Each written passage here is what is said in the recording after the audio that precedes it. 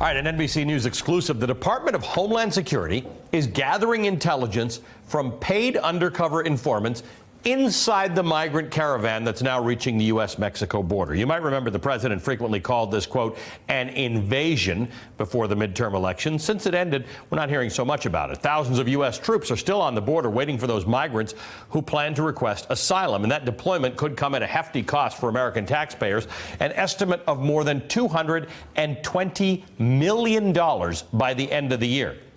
Still to find somebody who says we needed this to happen. Joining me now, NBC national security and justice reporter Julia Ainsley and executive editor of Defense One, Kevin Barron. Thanks to both of you. Julia, let's start with you. Let's talk about the surveillance, this reporting you have on the idea that there are actually people, what are these, undercover people inside the caravan? Are they placed there? Are they people who are there who are being paid? What's the story?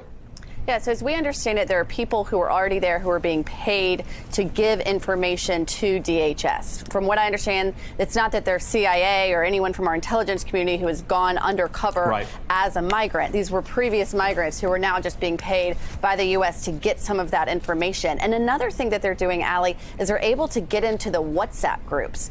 That's the way a lot of these migrants have been able to communicate and how they were able to start in the first place to agree to meet in one place and say El Salvador or Honduras before they left. They've been able to join those WhatsApp groups to figure out where they're going. That's how they were able to predict weeks ago that they were going up to the California border where they are now. But it is a little funny when you think about the allocation of resources. I spoke to some people who were former DHS intelligence officials who said it's not that this is illegal. These aren't U.S. citizens, so you can monitor their communications, and we've used informants in the past, but it's just an allocation of resources. When you think about the major threats that DHS is under, why would they spend the allocation to identify people who are coming to the border and turning themselves in? We know why they're coming. We know they're going to have to. They're going to be coming into the United States. We know they're poor migrants. I'm not sure what the secret is in all of this, but good reporting on that. Thank you, Julia Ainsley. Thank you.